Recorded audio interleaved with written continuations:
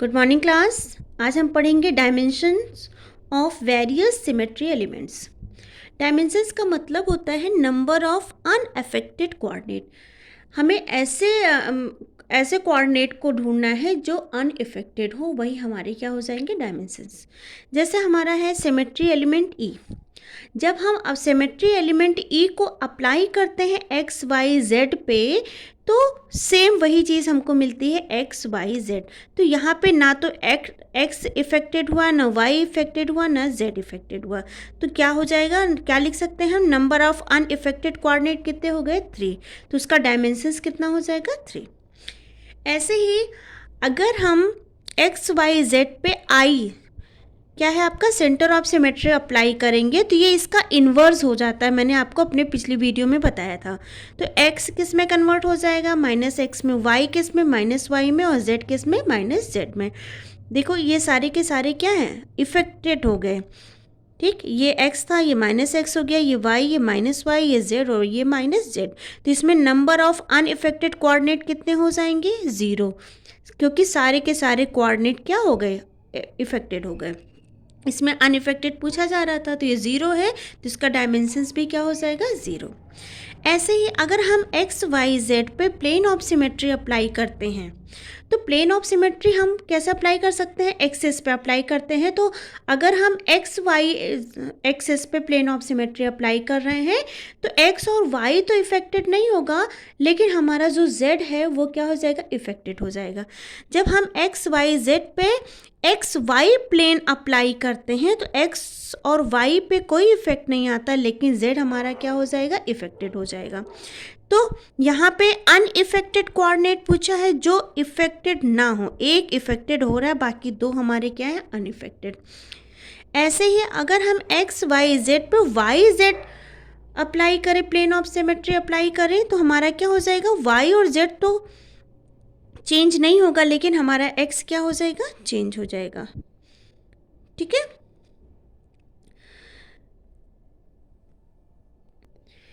तो हमारा क्या हो जाएगा, एक्स चेंज हो जाएगा। तो अनइफेक्टेड कितने हुए, वाई और जेड, दो अनइफेक्टेड है, तो इसका डायमेंशंस भी क्या हो जाएगा, 2। ऐसे ही अगर हम एक्स वाई जेड पे centre of symmetry, axis of symmetry apply करते हैं, अगर हमने एक्सिस ऑफ सिमेट्री किसके अलोंग अप्लाई किया, जेड एक्सिस के अलोंग अप्लाई किया, तो जेड पे कोई इफेक्ट नहीं आएगा, लेकिन एक्स और वाई हमारा क्या हो जाएगा, इफेक्टेड हो जाएगा। तो एक्स को हम क्या लिख सकते हैं, -x, और वाई को हम क्या लिख सकते हैं, -y। तो इसमें अनइफेक्टेड कितना हुआ हमारा, 1। तो इसका डायमेंशंस भी क्या हो जाएगा, 1। ऐसे ही अगर हम C2 एक्सिस को वाई एक्सिस के अलोंग अप्लाई करते हैं एक्स वाई जेड पे, तो हमारा क्या हो जाएगा, वाई चेंज नहीं होगा, लेकिन हमारा एक्स और जेड चेंज हो जाएगा। तो अनइफेक्टेड कितना हो जाएगा, वाई 1, और तो डायमेंशंस भी कितना हो जाएगा, 1। ऐसे ही अगर हम एक्स वाई जेड पे C2 एक्सिस किसके, एक्स एक्सिस के अलोंग अगर हम इस पर अप्लाई करते हैं, तो हमारा एक्स तो नहीं चेंज होगा, लेकिन वाई और जेड चेंज हो जाएगा। तो अनइफेक्टेड कोऑर्डिनेट हमारा कितना हुआ, 1, तो इसका डायमेंशंस भी 1 होगा। तो आई होप आपको डायमेंशन समझ में आया। अब हम आगे चलते हैं। आगे का टॉपिक है मल्टीप्लिकेशन ऑफ सिमेट्री ऑपरेशन और ग्रुप एलिमेंट्स। बेटा इसमें क्या होता है कि जैसे मान लो हमने ए और बी को मल्टीप्लाई किया, तो सी आ रहा है, ठीक। और अगर हमने ए और बी को मल्टीप्लाई किया, तो डी आ रहा है।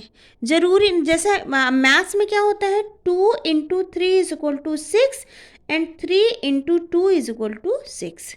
मैथ्स में ये वाला रिलेशन होता है कि अगर हम 2 को 3 से मल्टीप्लाई करेंगे तो भी 6 आएगा, और 3 को 2 से मल्टीप्लाई करेंगे तो भी 6 आएगा। लेकिन सिमेट्री में ऐसा नहीं होता है।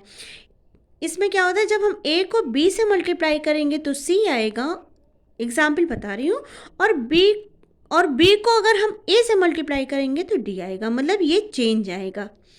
ठीक, अब इसको हम देखते हैं ये कैसे होता है। जैसे आपका क्या है, जैसे हमने C2 जेड एक्सेस के अलोंग C2 लिया है, और इसको हमने मल्टीप्लाई कर दिया X Y plane of symmetry के साथ, ठीक है। तो हम क्या बोलते, तो इसका जो आएगा, इसका जो भी कोऑर्डिनेट आएगा, मान लो आ रहा है आपका सिग्मा वाई जेड, ठीक।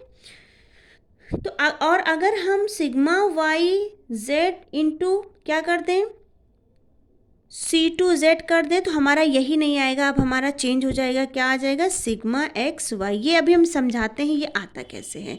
बस आप ये समझ लो कि A इंटू बी को अगर हम मल्टीप्लाई करेंगे तो C आएगा, और B इंटू ए को मल्टीप्लाई करेंगे तो D आएगा, कुछ और आएगा। अप्लाई कैसे करना है, अगर हाँ कहीं लिखा है A इंटू बी तो पहले हम B को अप्लाई करेंगे, फिर हम A को अप्लाई करेंगे, मल्टीप्लाई करेंगे। ठीक, अब जैसे क्या हो सकता है, if A and B are two symmetry operation of point group the C is also symmetry operation of that point group. मतलब कि अगर ए और बी कोई सिमेट्री ऑपरेशन है किसी पॉइंट ग्रुप का, तो सी भी उसी पॉइंट ग्रुप का सिमेट्री ऑपरेशन होना चाहिए, ये कंडीशन है। जैसे देखते हैं C2V ये पॉइंट ग्रुप है, ये किसका पॉइंट ग्रुप है, ये water and water like molecule का पॉइंट ग्रुप है C2V। अगर हम इसका सिमेट्री देखें तो सिमेट्री इसमें कौन कौन सी होती है, ई सिमेट्री प्रेजेंट होती है, आइडेंटिटी प्रेजेंट होती है, C2Z प्रेजेंट होता है Z एक्सिस के अलॉन्ग, और दो प्लेन ऑफ सिमेट्री इसमें प्रेजेंट होती है, उसको हमने लिख दिया है सिग्मा XZ और सिग्मा YZ।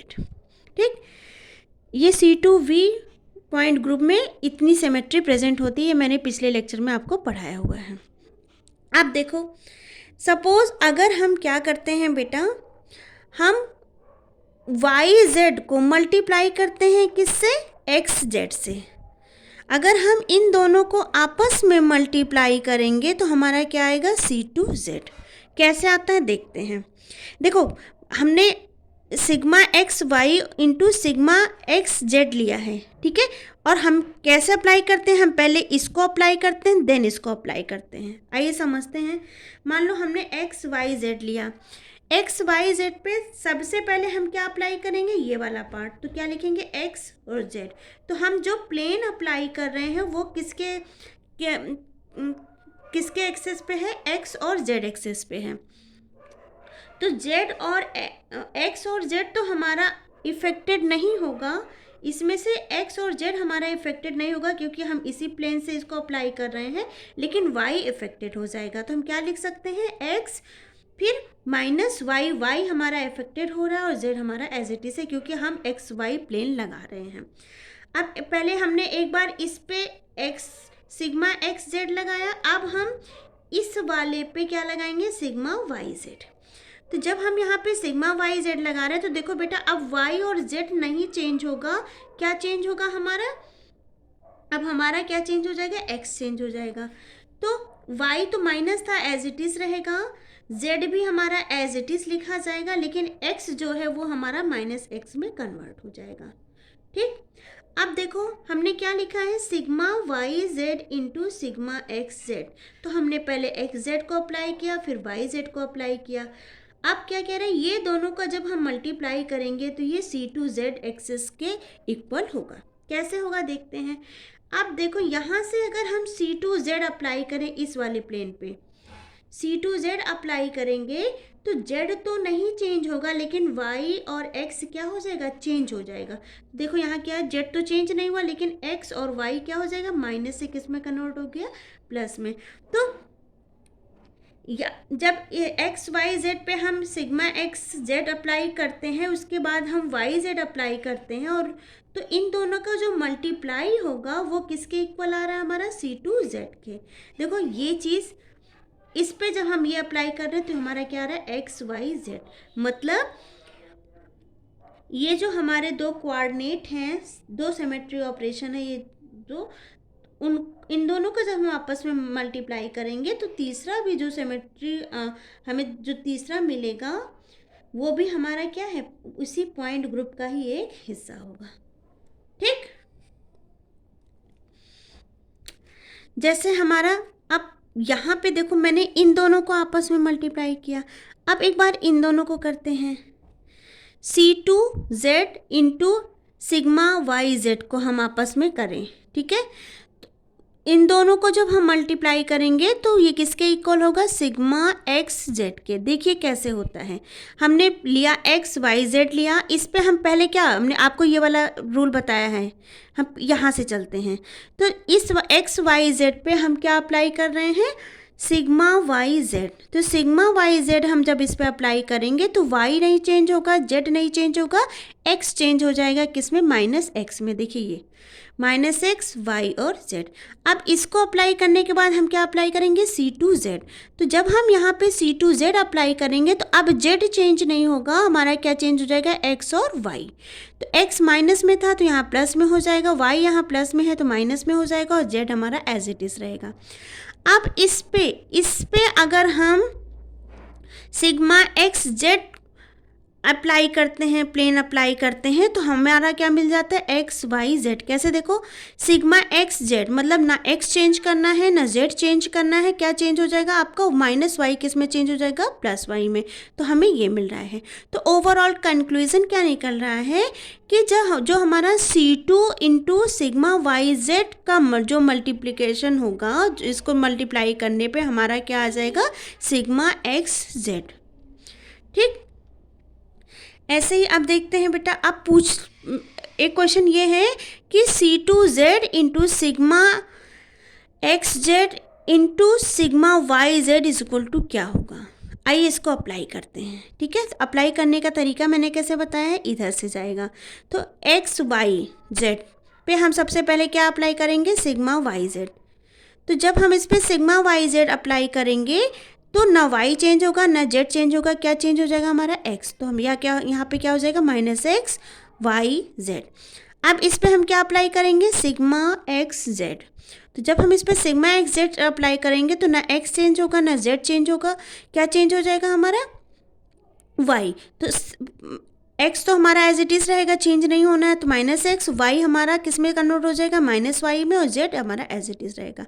इसके बाद हम क्या अप्लाई करेंगे, C2Z। तो जब हम इस पर C2Z अप्लाई करेंगे तो अब हमें जेड नहीं चेंज करना है, एक्स और वाई को चेंज कर देना है, एक्स वाई जेड। तो ये क्या है, ये किसके इक्वल हो जाएगा, आइडेंटिटी के इक्वल।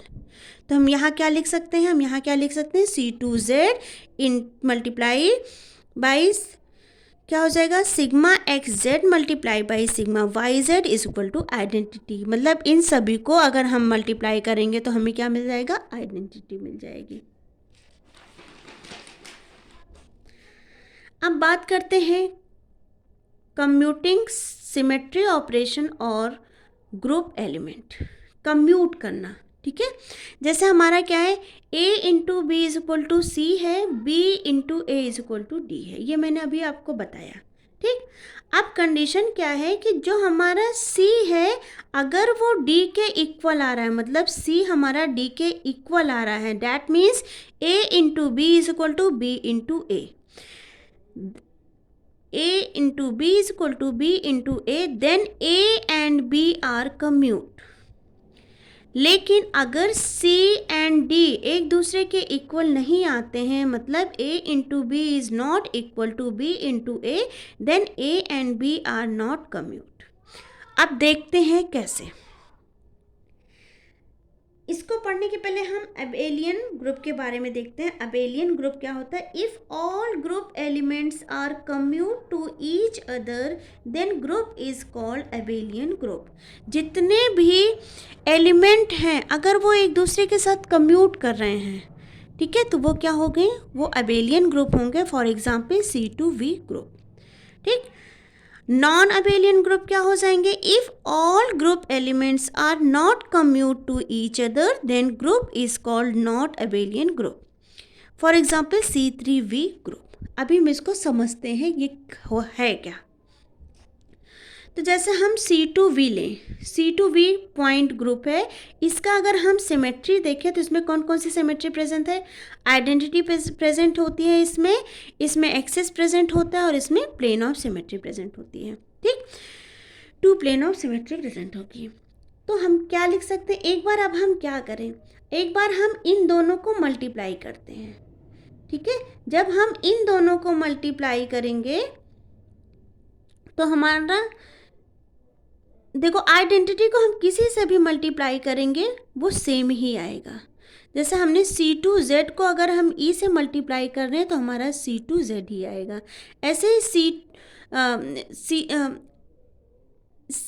E आइडेंटिटी को अगर हम C2Z से मल्टीप्लाई कर रहे हैं तो भी C2Z आएगा, और C2Z को अगर हम आइडेंटिटी से मल्टीप्लाई कर रहे हैं तो भी C2Z आएगा। आइए देखते हैं कैसे।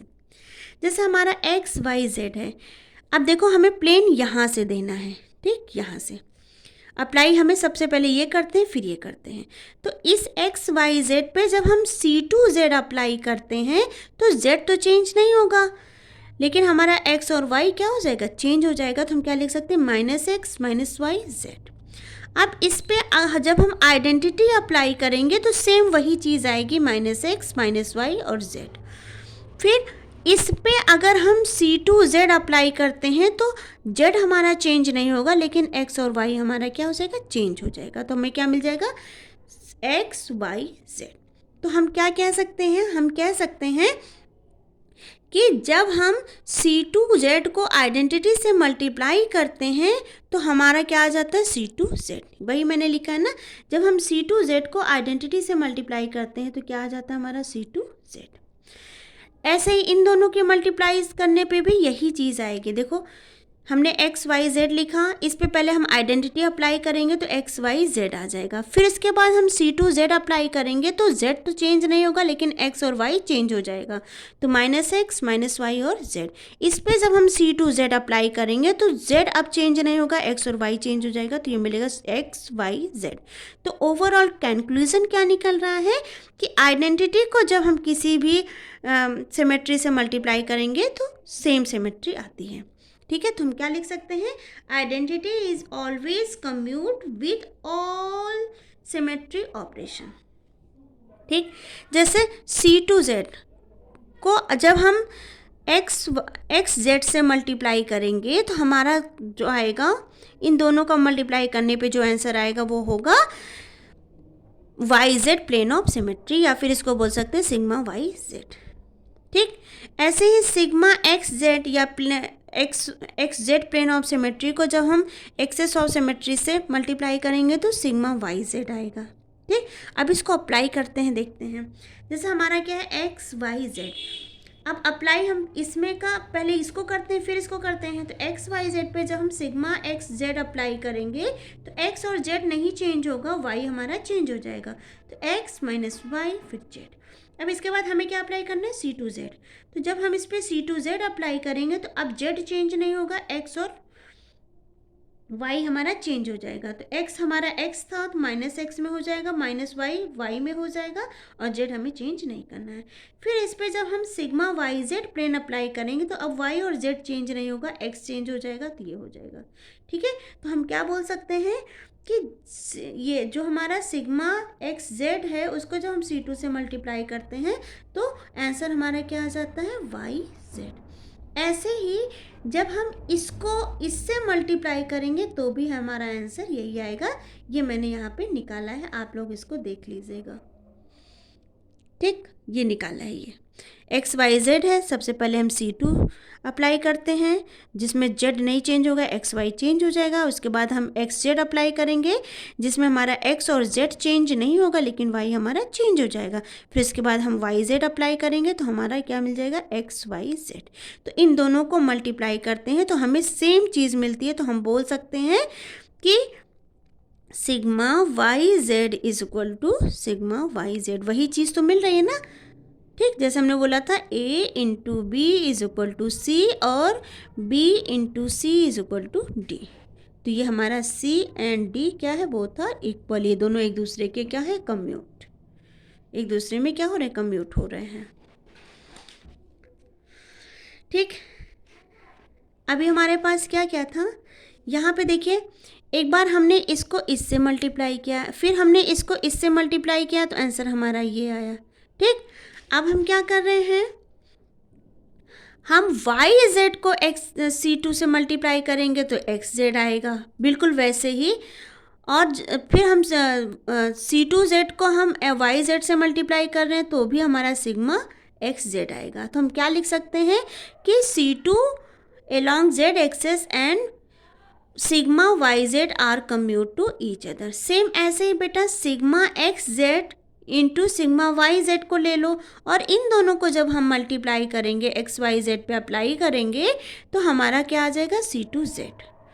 ऐसे ही सिग्मा वाई जेड इसको इधर ले आओ और इसको इधर, और सिग्मा एक्स जेड को जब हम आपस में मल्टीप्लाई करेंगे तो हमारा जो आंसर आएगा सी टू जेड आएगा। तो ये भी क्या है, तो हम क्या लिख सकते हैं, sigma X Z into sigma Y Z are commute to each other. ये दोनों क्या है, एक दूसरे से कम्यूट हो रहे हैं। तो हम बोल सकते हैं so all group elements of C2V point group are commute to each other, so C2V point group is a abelian group। बात समझ में आई? अभी मैंने बताया था ये जो पॉइंट ग्रुप होते हैं बेटा, इन दोनों को जब हम आपस में मल्टीप्लाई करते हैं तो इसका जो आंसर आता है वो उसी पॉइंट ग्रुप का होना चाहिए।